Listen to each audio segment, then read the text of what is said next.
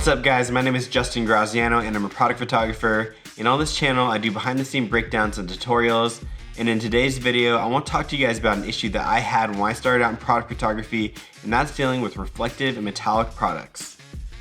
So the issue is that when you're shooting reflective and metallic products is that your product is most likely going to pick up from all the reflections around the room, and then if your product has any writing on it, it might become extremely difficult to read. So in today's video, I'm going to show you guys how to gain control over this and show you guys a few techniques that you guys can use in your own product photography. But first, let's grab our product to shoot.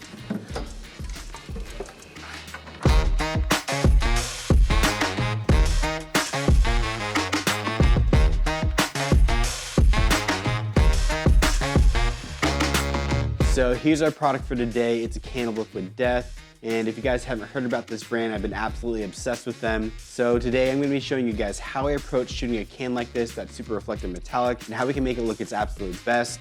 Let's go ahead and start setting up a photo.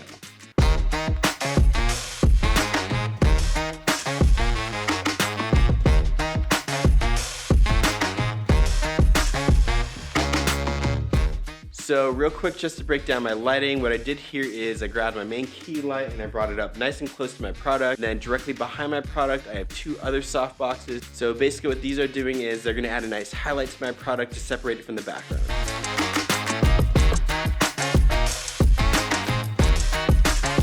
Next, what we're gonna do is we're gonna take our first shot so that you guys see the issues that you typically will run into when you're photographing metallic surfaces. And I'm gonna break it down for you guys and show you guys how to fix those issues.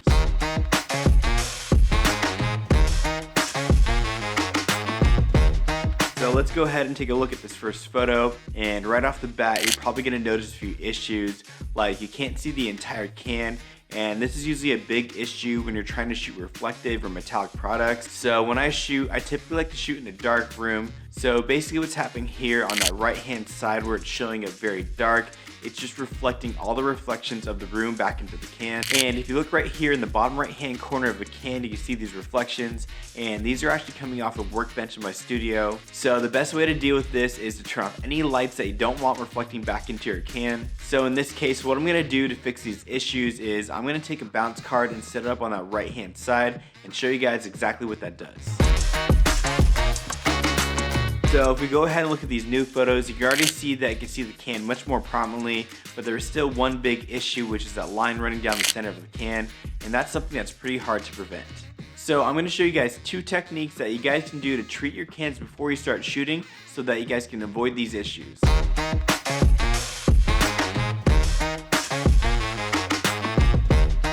So for this first tip, it's going to work much better with cans versus something like glass. So what you're gonna do is before your shoot, you're gonna take your can out of the fridge and place it in the freezer for about 10 to 15 minutes.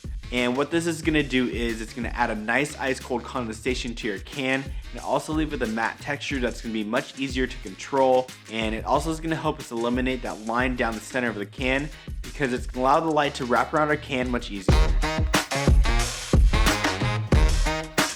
So I let this can sit in my freezer for about 10 minutes, and I don't know if you could tell, but it added a nice matte texture to it, and it just looks better overall. So next we're gonna set our can up and take another photo, but I just have to be super careful when handling this can because if I accidentally touch it or smudge it, I'll ruin the condensation, and that's probably the one big downside of using this method.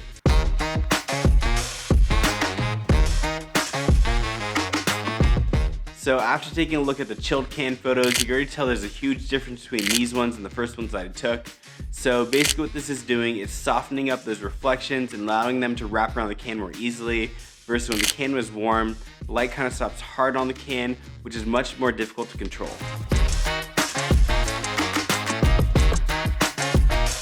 So for this next tip, it's actually the method that I prefer to use, which is to use clear matte spray, and you can pick this up for around $5 to $10 at Walmart or your local craft store.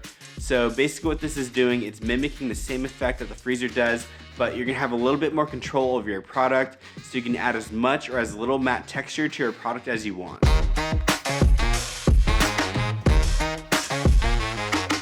So for this method, you're gonna wanna shoot your can warm and treat your can about 10 minutes before you're ready to shoot.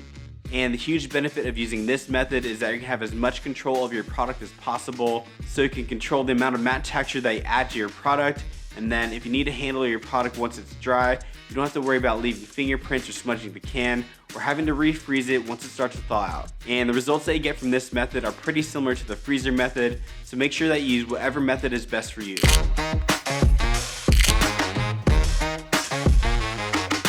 And I'm always making sure to keep a couple cans of clear matte spray in my studio because you never know when you're gonna need it. So that pretty much wraps it up for me on this one. I hope that you guys learned something new about shooting reflective and metallic products. If you guys have any additional questions for me, please feel free to ask me down in the comments below. And until then, I'll see you guys in the next one.